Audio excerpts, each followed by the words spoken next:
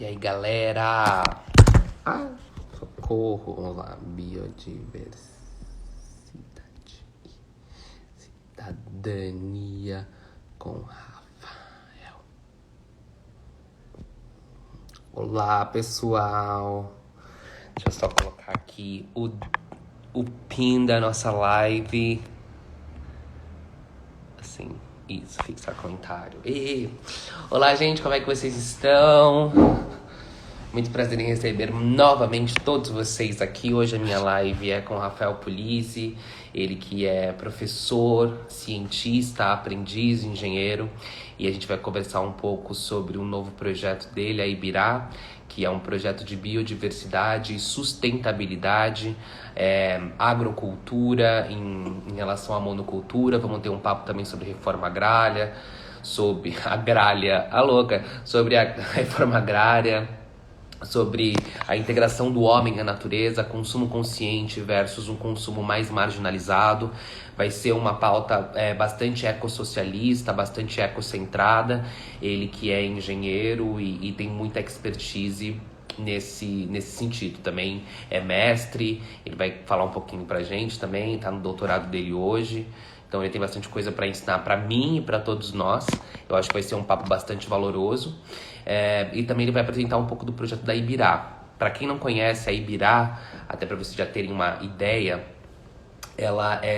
são máquinas desenvolvidas pelo Rafael e ele recolhe os recursos orgânicos, arbóreos, de alguns parques de São Paulo. Então, folhas que caem, folhas de palmeira que caem e assim por diante.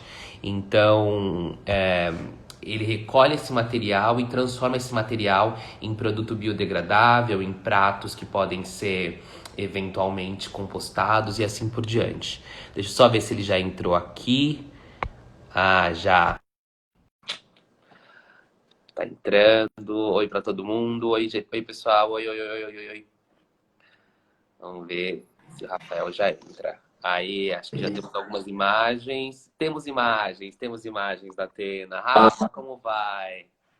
Olá, Caio. Que honra. Fico muito grato aí pela oportunidade e espero aí que todos, né, muita gente bonita aí comparecendo também, né?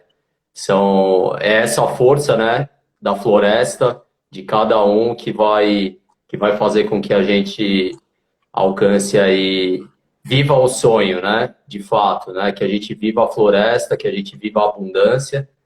Então, é isso, pessoal. Olha, tanto comentário aí legal, bonito aí, ó. Rafa, Agradeço. é um prazer estar aqui com você hoje. Eu agradeço você ter aceitado o convite, né, da gente bater um papo um pouco sobre o seu projeto e sobre esses temas que são hoje de importância fundamental e muito profunda, né, principalmente em meio a uma pandemia mundial, em meio a repensarmos o caos e repensarmos um pouco a nossa existência também aqui dentro da esfera do mundo, né? Queria só primeiro que, se você pudesse, você se apresentasse um pouco, falasse um pouquinho sobre você, sobre o seu trabalho, para a gente começar aqui o nosso bate-papo. É difícil, né, falar sobre nós, né? Eu acho que o que Sempre, fala sempre muito sobre difícil. são as nossas ações, né? Então é o que a gente constrói, o que a gente cultiva. Nós somos o que damos. Então, o que eu posso falar é que eu me identifico com a engenharia, me identifico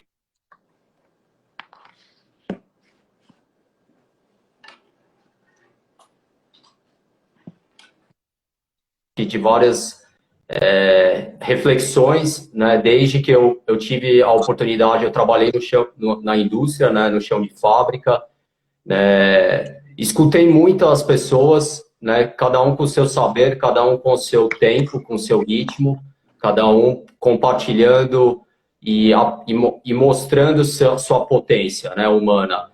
E isso foi com que a gente vai se libertando, né? Porque quando a gente escuta, a gente se liberta, né? E daí, então, eu tive uma passagem pela indústria, né? Eu fiz, né, engenharia, né? Para quem não sabe, mecânica. Estudei também no Canadá, né? Lá eu tive um contato, um engajamento, um envolvimento bastante com as comunidades indígenas, né? E eu aprendi muito sobre a economia de pertencimento, né? A economia da voz, né? Que esses povos, né? Que nós, né? Não como primeiros povos, mas como povos antigos. Então a gente tem que respeitar a nossa ancestralidade que está em nós, né? Que é a nossa história de cada um tem o seu momento, né? Ninguém é primeiro, ninguém conquista, ninguém coloniza, mas sim nós agradecemos os recursos da nossa mãe terra e assim a gente vai conseguir crescer com harmonia, né, e abundância. Então, no Canadá, eu comecei a entender mais essa economia de pertencimento e não da posse. Também tive no Nepal, enfim, Cuba, em vários lugares onde a reflexão sempre foi a liberdade, né? Não só a minha liberdade, mas, né, para eu viver livre, eu preciso que os outros estejam livres também, né? Isso que eu acho que é a cidadania, né? Os direitos, né? O direito vem de dois, né? Eu preciso de uma referência, né? Então eu preciso que meu irmão, minha irmã, eles estejam livres também para que eu, né, esteja livre. Acho que é muito E interessante essa história que você fala, né, sobre a economia do pertencimento, em contraposição ao tipo de economia que a gente vem gerindo e edificando, né, desde o mercantilismo, por toda a história do mundo ocidental, capitalista, digamos assim, que é a economia da exploração, né, muito oposta à economia do pertencimento, de você fazer a roda girar sem um componente essencial, mas sabendo que você é só um elemento desse grande esquema da Mãe Terra, ao invés de ser um domador e um explorador único e exclusivamente, né? sim, sim. E isso, Caio, foi me provocando, né? Essa inquietude, né, que é o que a gente vive hoje, né? O vírus, ele é uma manifestação do nosso consumo, de como a gente se cuida, né? Como a gente cuida da nossa saúde, como a gente cuida do próximo, porque tudo nos afeta, né? Então a gente é um organismo só, é um único universo, né? De uma certa forma, cada um com seu tempo de aprendizagem, mas a gente compõe um único universo. E daí isso começou, né, eu acho que também as questões, como é a economia de exploração, e o Brasil a gente ainda tem vestígios para ser mais polido, para não falar que, na verdade, eu diria que a nossa economia ainda é bem colonial, né? A nossa política, ela é de uma mentalidade, de uma certa forma, que vem dessa mentalidade colonial, né, de exploração. Uhum. Claro, a gente tem muitas conquistas populares, tem muitas pessoas, né, que estão em nós, né, na nossa cultura, que elas lutaram e lutam, né, todos os dias. Então, primeiro eu tenho que agradecer todos esses seres humanos aí.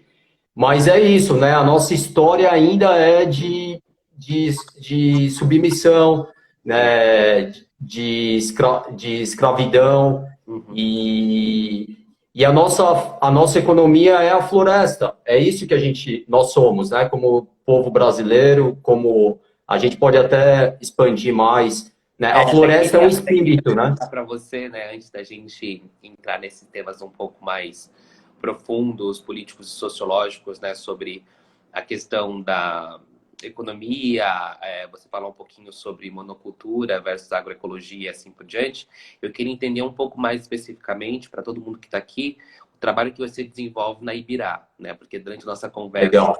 para esse papo hoje, você estava me contando que você desenvolveu as máquinas da Ibirá, todo o conceito da Ibirá foi desenvolvido por você, e eu acho particularmente um projeto muito bonito e muito interessante. Eu acho que as pessoas deveriam conhecer mais. Eu acho que um dos objetivos aqui também, para além desse papo que tem valor extremo, é as pessoas também conhecerem o seu trabalho e poderem contribuir com ele. Então, eu queria que você falasse um pouco do começo da Ibirá, como é que você começou a projetar esse sonho junto aí com os seus.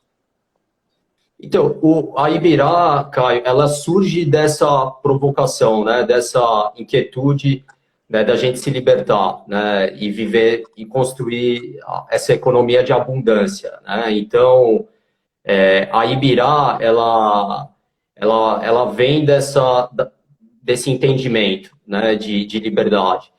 E tudo isso começou quando eu percebi que existiam, né, que o que eu exaltava, que é um aspecto colonial, que são empresas, né, transnacionais, né, multinacionais, eu percebo que existe, né, aqui, a gente sempre tem um pouco da mentalidade de empregabilidade.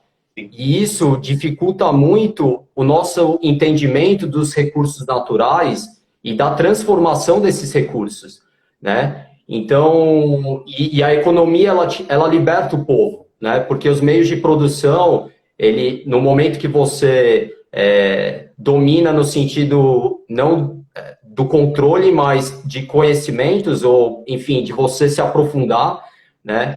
Então, eu brinco que como a Ibirá, a essência dela é preservar a biodiversidade, a floresta. E o que é a floresta? A floresta somos todos nós, né? A floresta não é só a mata, a floresta são os oceanos, é o ser humano, os insetos, né? Todos os animais.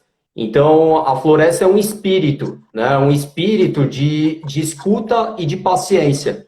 Então, a gente transformar esses recursos da floresta, Ibirá, então, nós transformamos, né, esses recursos, fazemos gestão e tratamento desse resíduo, né, arbóreo, orgânico, enfim, que a floresta nos entrega no tempo dela, né, a floresta viva, e daí nós transformamos em produtos e tecnologias agroecológicas. Né? Então, é unir a agricultura com a ecologia, é a fusão disso. Né? Então, e nisso, o que a gente está falando? A gente está falando de empoderamento, né, feminino, gerando trabalho, renda, liberdade, solidariedade. A base é a economia solidária, né, disso. Então, a gente crescer nessa direção de justiça social, né, de preservar e cultivar, não só preservar como conservar, mas a gente cultivar mais os nossos saberes ancestrais, tradicionais, porque isso é ciência, isso é tecnologia, né? Então, é outra paciência, é uma outra conversa com o meio, né? Não na posse, né? Enfim, né? E expandir também o conceito, né, de agroecologia para além da questão apenas de cultivo alimentício, né? A agroecologia não é somente você plantar alguma coisa para comer, mas no caso de vocês, talvez também colher isso que a floresta dá, né? Vocês não tiram da floresta, vocês só pegam as folhas que caem, mas transformam ela em outro elemento, transformam em um elemento biodegradável, em pratos, em travessas, que são compostáveis e assim por diante, né? Então também vai além da questão alimentícia, mas do entendimento maior de tudo que a floresta pode dar para a gente, né? Perfeito. A ideia não é o produto ser biodegradável, né? O produto, ele é consequência do processo. Então, você falou das máquinas, né? Então, a Ibirá, a gente se concentra em o processo ser sustentável, em o processo ser ecológico. O que é um processo ecológico? É o ser humano integrado a ele. É o ser humano, os nossos indicadores precisam ser o quê? Felicidade, né? Precisa ser psíquico, precisa ser harmonia, alegria, né? Então, não só a produtividade, ela está na simbiose dessa floresta, nessa comunicação. Né? Então, a Ibirá, o intuito é o processo ser ecológico. E do processo, com certeza, vai nascer um produto ecológico. Sim. Então, quando a gente pensa, por exemplo, o plástico biodegradável produzido pelas petroquímicas, qual que é o impacto social e ambiental, né, que esses meios de produção eles geram? Né? Porque a gente está falando de um sistema em larga escala, né, de macro energia, né? Então, assim, na Ibirá a gente pensa não na matéria em si somente, mas a energia que contém. É uma relação econômica de transformar, né? Então, a agroecologia, ela vem com isso. Ela vem com a união da ecologia com a agricultura. Por que a gente fala que resíduo, né, agricultura, resíduo, soa estranho, né? Mas porque a matéria-prima depende da perspectiva. para a floresta pode ser resíduo, né? E para nós pode ser matéria-prima. E por que a gente trata dessa forma? Porque o ser humano precisa entender que tudo que ele produz, ele também gera impacto. Ele precisa produzir, né, e daí é consequência do processo, produtos que vão alimentar o processo, realimentar o processo, e que eles sejam saudáveis para realimentar. Não que eles sejam a doença, onde eu coloco no aterro sanitário, né, e não quero ver jogar o lixo fora. Né? A gente vai, cobre com terra e não quer saber. As pessoas, a gente não tem uma relação com aquilo que a gente consome. Né? Então, eu acho que é esse equilíbrio, né, da monocultura. A monocultura, ela vem de uma mentalidade industrial, né, que é isso, você ter o controle daquela área. Né? Então, quando a gente fala em agroecologia, a gente está falando o quê? Em permacultura, agrofloresta. Então, são as relações, né, de todos os organismos, de todos os elementos que vivem ali, inclusive o ser humano integrado. Né? Então, é nesse aspecto, né, que a monocultura ela se diferencia da agroecologia. Né? Então, a floresta ela é a riqueza, né?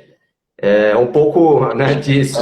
E para além disso, um aspecto que eu achei muito valoroso, né, na nossa conversa antes, né, da nossa live, foi a questão da unicidade dos produtos, né, produzidos, por exemplo, nesse tipo de economia e nesse tipo de processo. Né?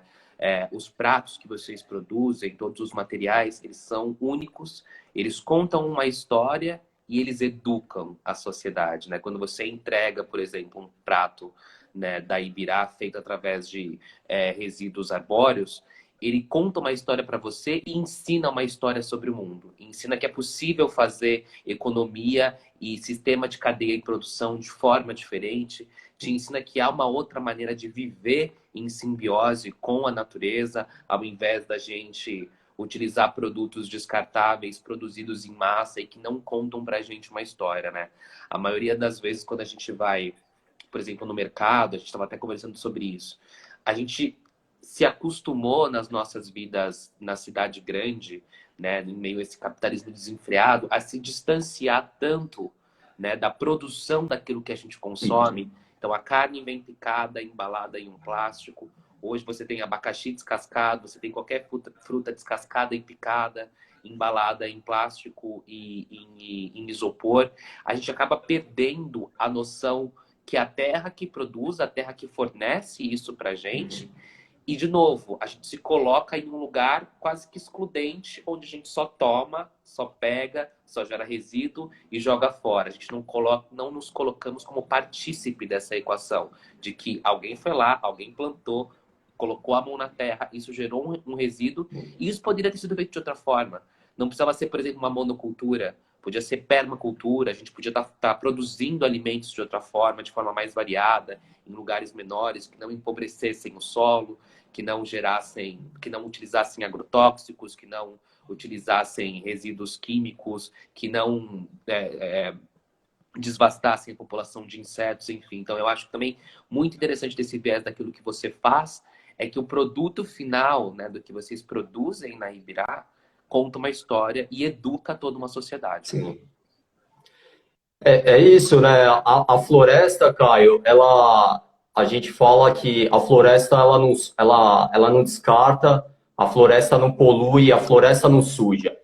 E quando a gente fala isso, é fácil a gente perceber, por exemplo, quando cai uma fruta na floresta. Você está caminhando na floresta, de repente você vê uma manga no chão da floresta. Né? Se a gente pensar no chão da floresta, o chão da floresta é limpo. Eu vou lá e como a fruta. Né?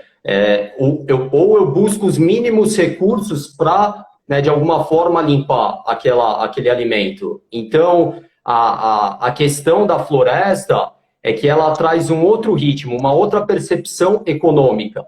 Né? E, por exemplo, na monocultura, a diferença é essa. A gente trata os insetos como pragas. Né? Por quê? Porque a gente é o anseio humano do controle. Né? Ao invés de você entender cada vez mais as simbioses, você marginaliza aqueles organismos. Por quê? Porque você, às vezes, não conhece como eles podem cooperar, como eles são, como eles trazem uma relação de mutualismo ali. Né? Então, claro, a monocultura ela tem uma produtividade, né?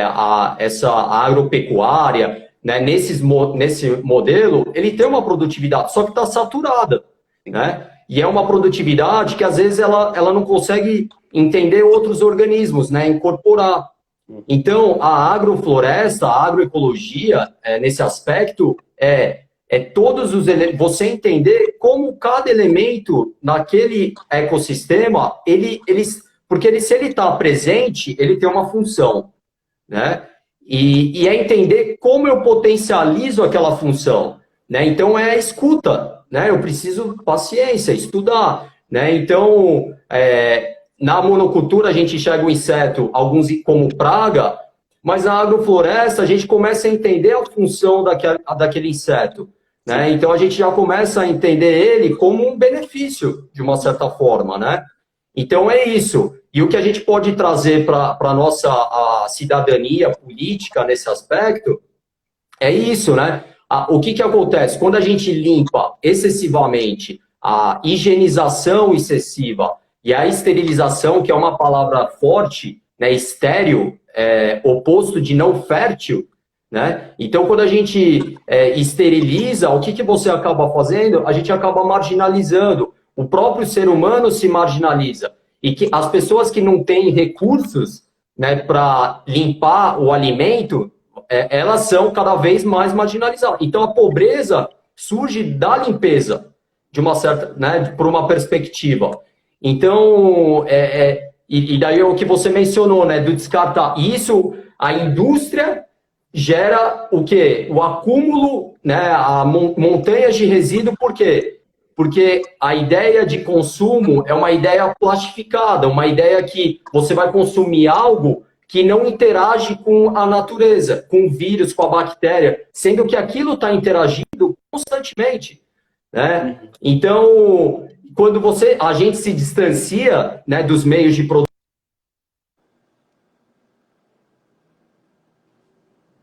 Uma travadinha, mas eu acho que você.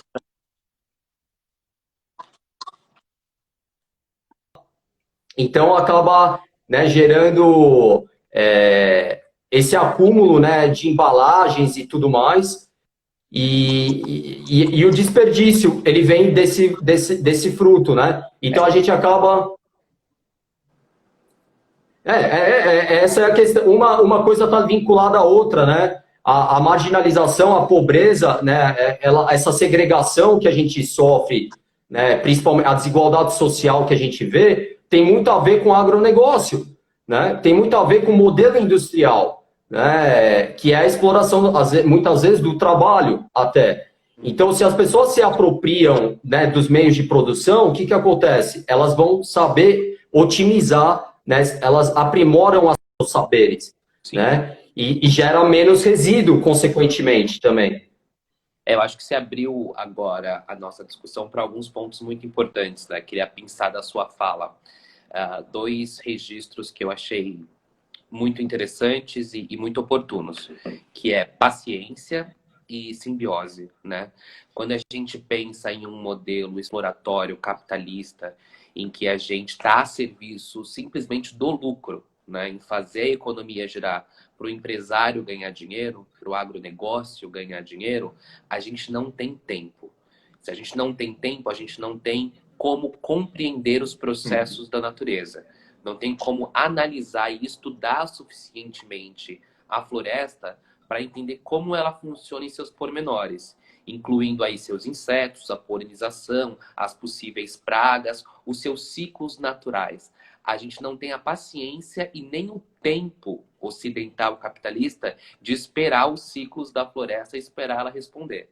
Daí a monocultura, daí essa necessidade de alta, digamos, industrialização dentro do agronegócio, da alta tecnologia do agronegócio, com agrotóxico, com máquinas, com milhares de hectares de terras que são empobrecidos por essa monocultura desenfreada, porque a gente precisa gerar mais lucro. Eu acho que o grande boom para mim dessa questão, eu lembro disso até hoje. Eu estava na quinta série e eu estava um professor de geografia, a gente estava fazendo aquelas perguntas e respostas. Ele fazia pergunta lá no livro e a gente lia a resposta depois. E eu lembro que era uma questão da Unicamp, eu acho, assim. Na época que a gente estava estudando, que era um vestibular da Unicamp, e eles falavam sobre a produção recorde de alimentos daquele ano ao redor do mundo, e mesmo como com a produção recorde de alimentos, a fome no mundo não havia diminuído, pelo contrário, ela tinha aumentado. Por que isso? Era uma pergunta simples.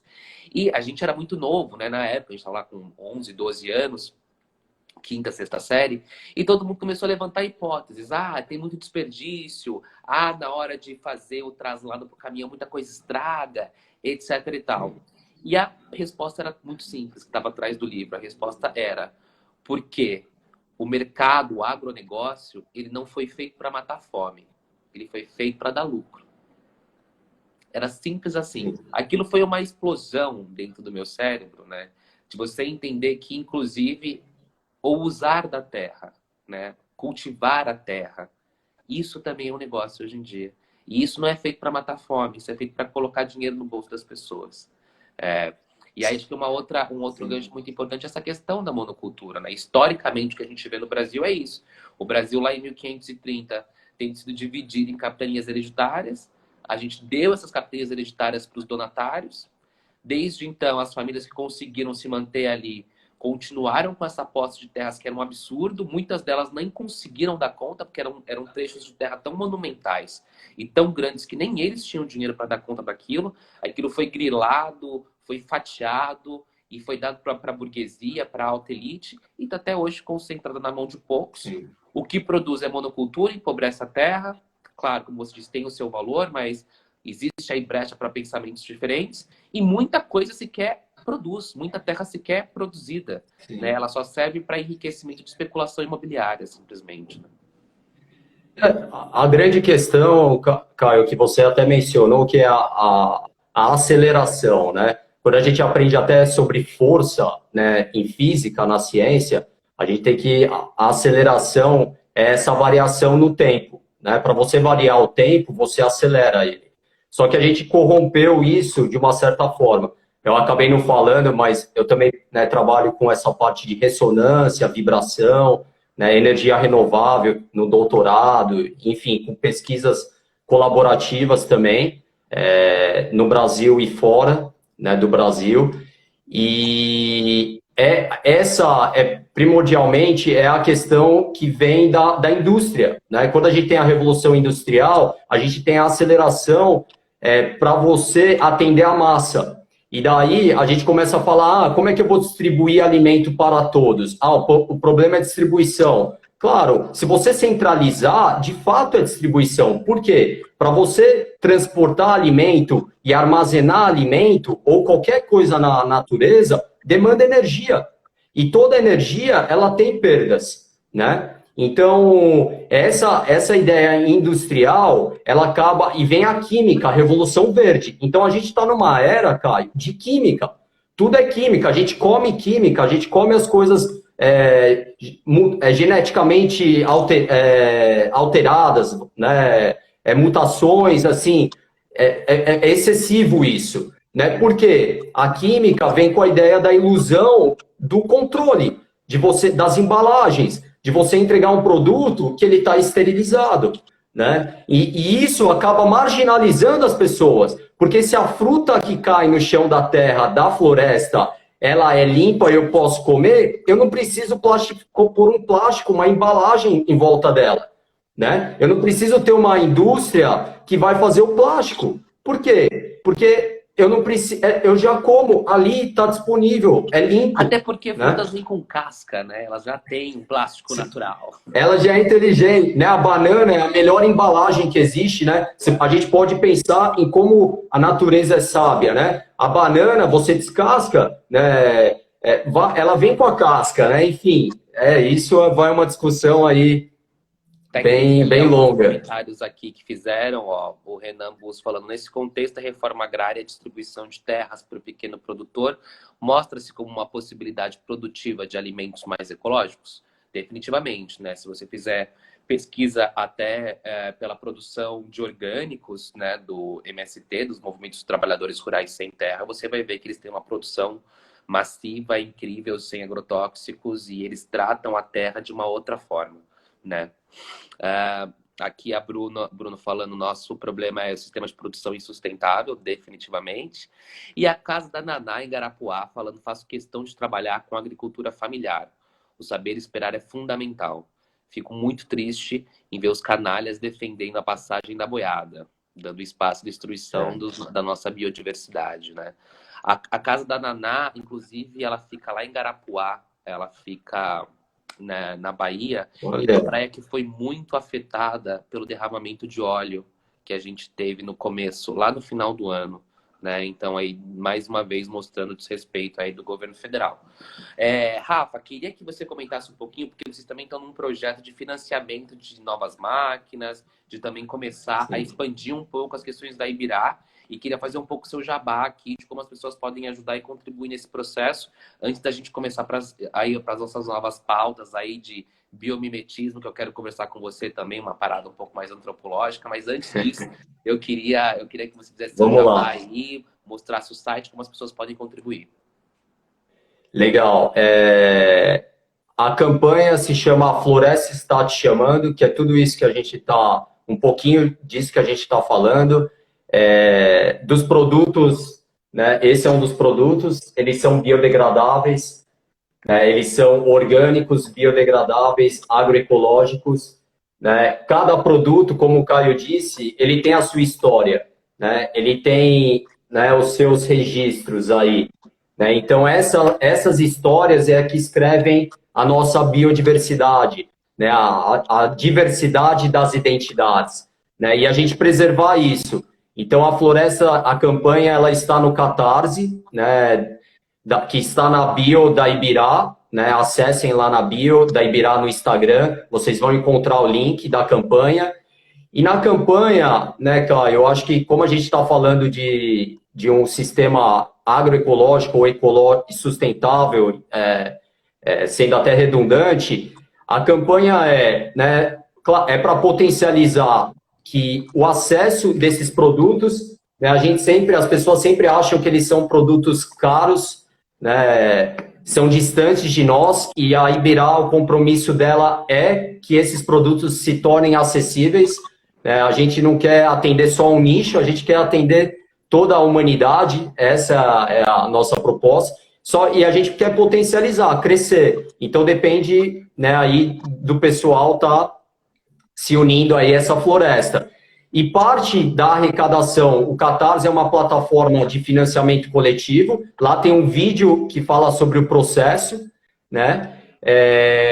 E parte dessa arrecadação, né, do que as pessoas apoiarem, a gente vai destinar para a compra de alimentos saudáveis, orgânicos, né, agroecológicos de pequenos produtores agrícolas, né, da agricultura familiar, que está num momento, né, delicado. A gente precisa se unir mesmo, né, como povo, né, apesar dos orgânicos terem crescido nesse momento, né, de pandemia, que é muito importante ressaltar. Então, a luta aí de todo mundo, né, de várias organizações, amigos que eu tenho muito carinho, que estão fazendo diariamente essa corrente de solidariedade, né, para as comunidades indígenas também. Então, 10% do que a gente arrecadar, a gente vai comprar alimentos saudáveis desses pequenos agricultores e levar para a população carente de vulnerabilidade social, né?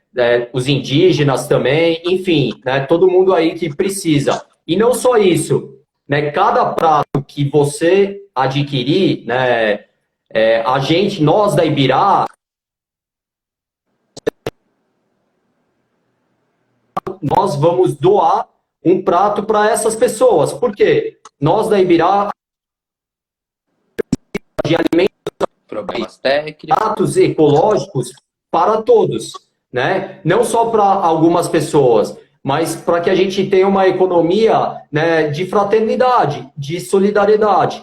Então, a cada prato que você comprar, né, adquirir, nós aí comprar, né, nós da Ibirá, a gente vai doar para essas pessoas. Porque não adianta nada, né, Caio? Você ter um prato orgânico, né, ecológico, e você andar pela rua e ver um monte de plástico, né? Então a gente tem que mudar o nosso mundo, né? E dentro de nós e mudar as nossas ações, compartilhar. Então a gente quer ir com tudo e tem várias recompensas, né? Lá tem várias recompensas. Tem o prato Guaraci, né? Que a gente, né? Ibirá vem do tupi, para quem não sabe, e significa árvore. Então a gente trata com muito carinho nossa ancestralidade, né? Nesse sentido, né? A gente tem o uru aqui, um quadradinho, né? São lindos. Enfim, Eu tenho uma coleção aqui já, gente. São maravilhosos.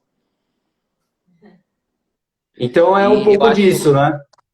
Eu acho que isso, eu incentivo, né, todo mundo que está assistindo essa live, não só a ajudar o projeto, mas também começar a pensar em projetos mais conectados com a terra, com a natureza, com essa ancestralidade que vem do poder da natureza, porque fazendo uma análise aqui, né, uma reflexão curta, eu prometo,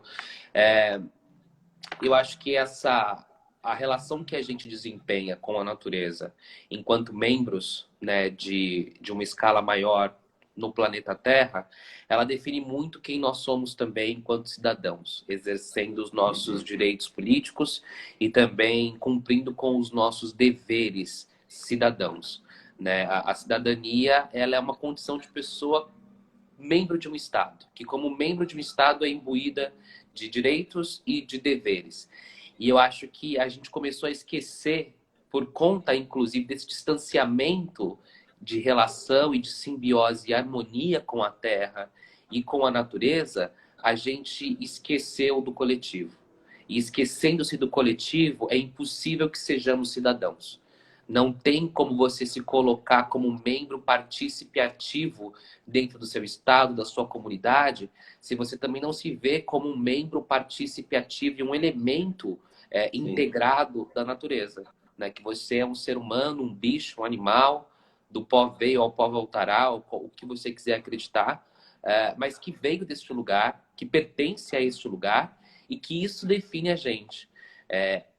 Pelo menos, né, para nós que moramos em São Paulo, né, eu estou aqui em cima de um prédio cheio de concreto, no meu quarto andar aqui em Pinheiros, próximo do Rio Pinheiros, a gente esquece que a gente veio desse lugar, Sim. que a gente tem relação direta com esse lugar. E isso influencia na nossa forma de pensar enquanto sociedade também.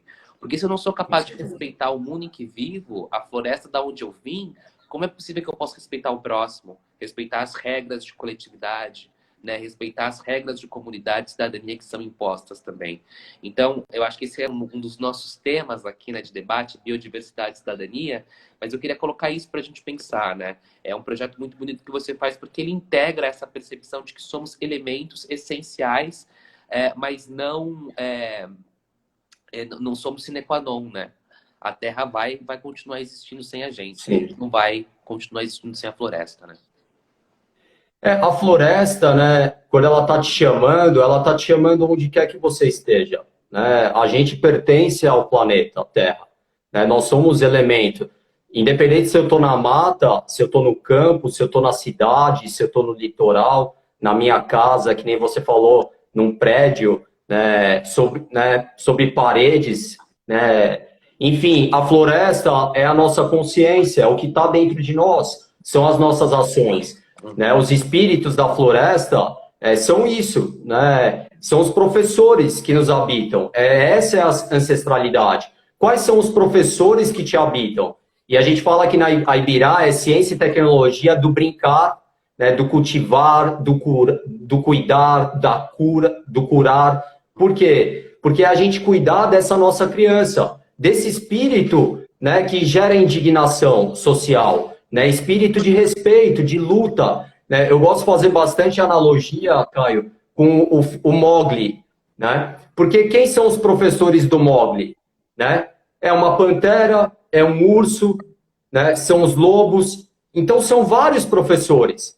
né? E nós somos, ao mesmo tempo que nós somos aprendizes, nós somos professores. E o Mogli também ensina muito sobre o quê? O conhecimento, o fogo, né? Ele ensina que a chama, ela pode tanto desmatar a floresta, como ela pode iluminar, né, o nosso saber, o nosso conhecimento, né? Se não fosse essa iluminação, não só física, né, agora, de se é noite, mas é a iluminação da tecnologia, da ciência, né? Então, as coisas, a gente precisa começar a entender como elas se integram, né, de fato. O ser humano é natureza. E ele começar a política da biodiversidade seria isso. Como é que eu escuto a árvore? Converso com a árvore. Como é que eu converso com uma onça? Como é que eu converso com uma cobra? Como é que eu converso com uma pedra, com um graveto? Como é que eu converso em respeito?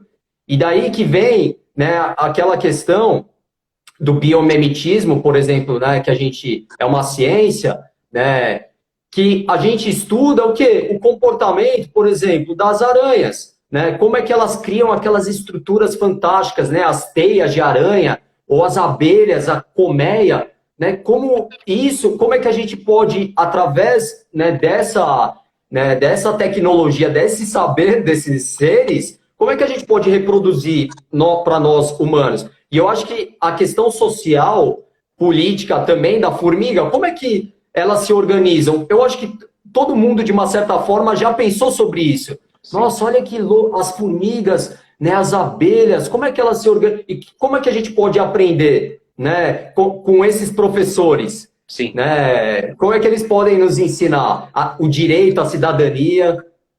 Eu acho que você colocou, claro, a sua base de estudo é de uma perspectiva muito mais tecnológica e de engenharia, né? Quando você fala de biomimetismo, você estudar o fio da teia de uma aranha para você conseguir compreender a mecânica daquilo, como você pode aplicar aquilo para solucionar problemas diários no nosso universo.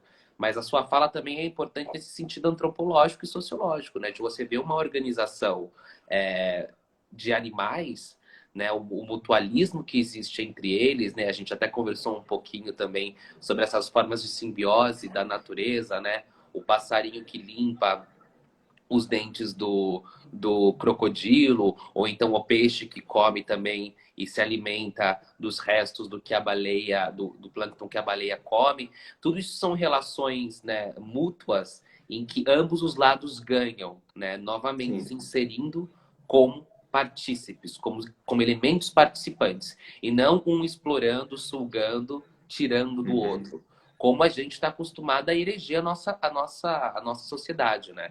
Você pega, por exemplo, a gente fazendo um paralelo com a escravidão, que foi uma instituição criada a partir, né, aprofundada com o capitalismo, criada a favor do capital, a favor do lucro, e que gerou esse monstro, esse período nefasto da nossa história e que gera consequências até hoje retumbantes na nossa sociedade, como racismo e tantos outros problemas. E a gente expande para todos, né? Toda a perseguição de todas as minorias, o machismo, a misoginia, o patriarcado e assim por diante, né?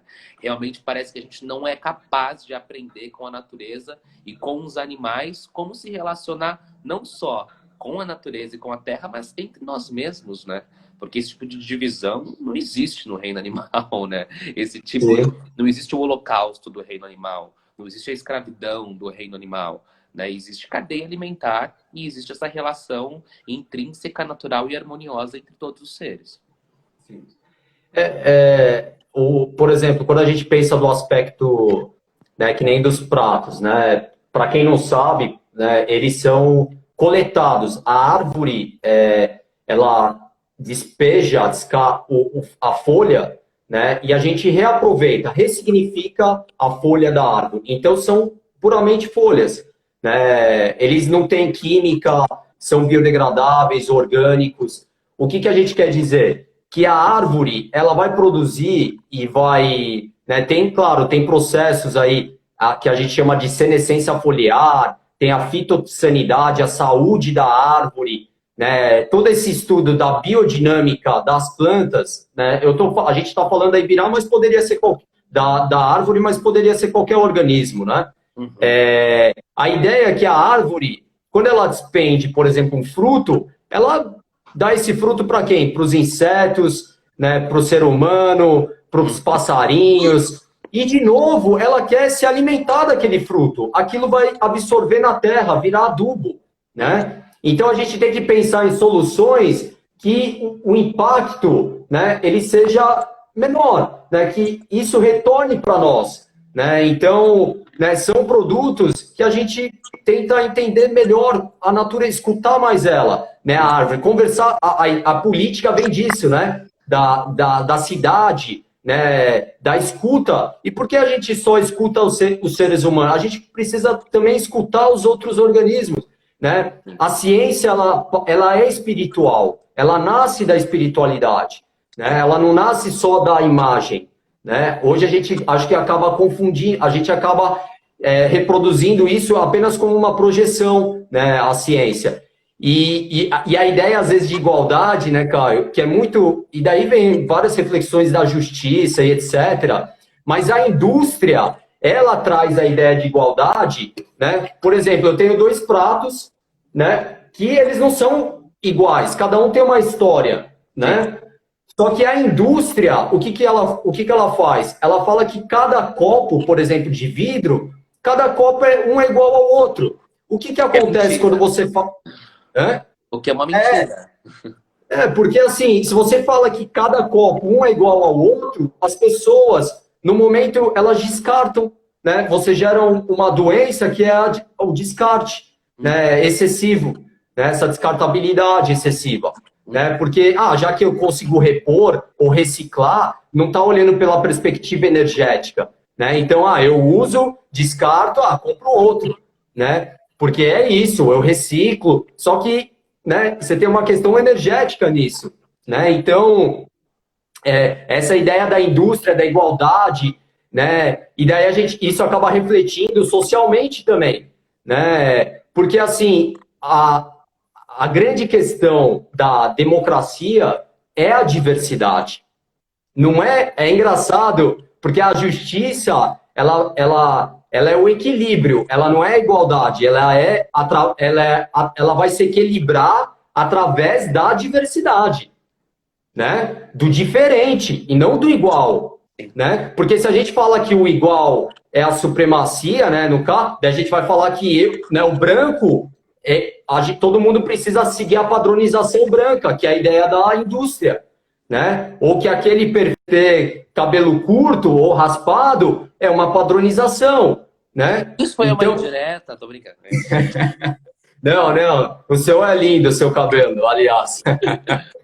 Não, mas eu acho que faz total sentido. É a partir justamente da biodiversidade que a gente é capaz de enxergar a diferença e através do enxergar a diferença que é possível o respeito e é possível a convivência, né?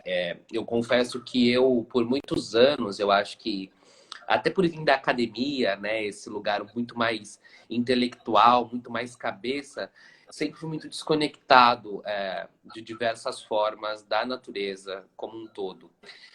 E foi só, acho que de uns 5 anos para cá que eu comecei a sentir uma falta, um chamado quase que no meu corpo, assim, de precisar ir para a natureza, de precisar respirar ar puro, de precisar colocar o meu pé descalço na grama, ou na areia, ou na terra, de precisar desse respiro e desse alívio fora desse mundo mental, né, que a gente vive muitas vezes. Não só o mundo da cidade, mas esse mundo aqui dentro. Né? Eu tenho uma amiga que me ajuda muito nesse processo, que é a Samira, que é a gente cada vez mais trazer alguns ensinamentos e alguns aprendizados para o nosso corpo e não só aqui na mente. Isso também acho que é outra coisa que a gente também pode aprender com os animais e com a natureza, que são seres que não têm consciência que estão vivos, né? Eles não ficam imaginando como era a vida deles antes e nem como vai ser a vida deles no futuro. Eles não têm depressão, ansiedade. Eles vivem sempre no agora, sempre no presente. Eles não têm medo da morte, eles só têm instinto de sobrevivência. Então eu acho que isso também é um outro ensinamento aí, não tão sociológico, mas um pouco psicológico e antropológico, para a gente ter uma vida um pouco mais feliz e um pouco menos onerosa também nesse sentido, né? Porque veja só a gente trancafiado dentro de casa, sem nenhum espaço, sem nenhum respiro, no meio de uma pandemia mundial e Estão lá as gazelas correndo pelo cerrado, nos lagos, enfim, como se não houvesse. E a gente aqui nesse sofrimento doido, né? Alô, oi. Tá me ouvindo?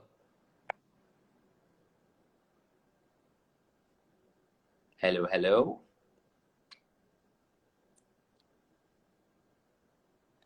Olá. Senhor.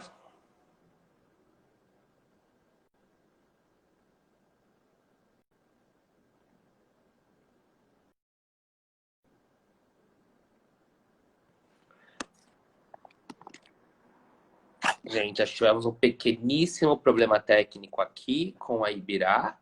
Vocês estão me ouvindo ainda? A gente está online. Só o Rafa saiu? Foi isso? Estamos te vendo, Caio. Ótimo. Acho que ele teve algum probleminha de conexão. Mas a gente também está se encaminhando aqui, né, para as perguntas. Quem tiver pergunta, gente, já aproveita e já manda, né? A gente tem aqui mais uns 5 minutinhos de live. Então, vamos começar a perguntar algumas coisas para o Rafa. De novo, o Rafa ele é engenheiro mecânico, ele estuda o biomimetismo que ele estava falando aqui agora, trabalha com vibração mecânica também. Então, vamos aproveitar esse tempinho até ele voltar para a gente jogar algumas perguntas aqui para ele, para quando ele voltar a gente já se encaminhar para o final da live, tá bom? Mas me escutam também, né? Estão me escutando também. Ou só me vendo? O Rafael já está voltando. Aí a Luarinha, que é companheira do Rafa, já dando a letra aqui que ele já está voltando. Beijo, Lu. Você que é demais. Obrigado a todo mundo que está acompanhando essa live. Gente, eu tive uma insônia horrorosa essa noite. Eu não estou conseguindo nem entreter vocês nesse período aqui que a gente está de lacuna, né? Então eu vou fazer pequenas danças até ele voltar. Gente, é sério, quem quiser fazer perguntas, por favor, mandem brasa aí nas perguntas. Aí, tá voltando aqui, ó. Ibira.org. Inclusive, @Ibira.org. Ibira com Y, YBYRA.org. Ibira.org. Com 2 Ys. Você que é maravilhosa, Lu. Voltamos ao Oi. vídeo. Fui dar uma volta aí na floresta. Na galáxia, já voltei aí. Tô na Terra, voltei em sintonia. Mas é muito bom, Caio, poder compartilhar isso com as pessoas e você é uma alegria aí. E para quem quiser, a gente também tem o site para conhecer mais. Isso, é www. A gente tá se encaminhando aqui para o final da live. Já manda esse jabá com o site, com o @, Legal. como ajudar e com tudo. Legal. Para quem quiser conhecer mais, né, acessem lá www.ibiraorg.com.br. Ibira é com tudo Y. Para quem também quiser acessar o Instagram, @ibiraorg, né, venham, façam parte, né, desse mundo, né, que é a Ibira. É importante que todos participem, compartilhem, façam, né, vamos espalhar essa semente, vamos cuidar da nossa floresta, né, tá muito difícil a questão do desmatamento, enfim, né, essa questão do vírus tem tudo a ver com desmatamento, com nossos modelos de agropecuária, então vamos transformar, gente, a nossa saúde para a nossa economia, né, então a gente precisa, ao invés de trabalhar para depois pensar na saúde, a gente tem que pensar na saúde, né, e isso gerar economia, tá? Então, ouvir, escutar esse tempo da floresta, né, um tempo de abundância, a natureza está presente em todos, né, então todo mundo é importante, não tem mais ou menos, todo mundo aqui é importante, e a gente tem que agradecer a esse espírito, a essa ancestralidade, né, Caio? Quando eu falo a agroecologia é isso, né? Então, a Ibira a nossa ancestralidade é o nosso progresso, é a gente cuidar né, desses recursos, mais do que nunca. A gente precisa fazer isso. Isso é o que vai, né, fazer com que a gente construa aí um mundo melhor, de abundância, de solidariedade.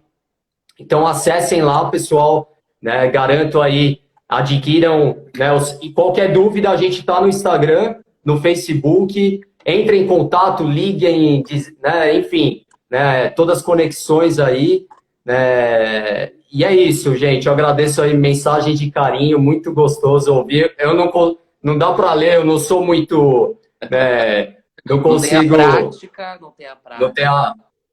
o Rafa, molejo aí. quero agradecer imensamente. Acho que foi um papo muito importante. É um tema que eu já havia tempos querendo trazer aqui para o canal. Não tem hoje como a gente falar sobre luta contra o capitalismo predatório se a gente não passa por ecologia, se a gente não passa por ecossocialismo, se a gente não passa por essas pautas da Mãe Terra e da natureza. Né? Não tem como falar sobre fim do capitalismo, desse sistema tão cruel, sem falar em sustentabilidade. Então, te agradeço muito a fala, com toda a sua expertise. Desejo vida longa ao seu projeto da Ibirá. Muito obrigado pelos pratos, utilizarei-os e farei muito jabá deles. E, de novo, reforçando para todo mundo que assistiu essa live, gente, muito obrigado para quem assistiu. @ibirá.org, 2Y na Ibirá.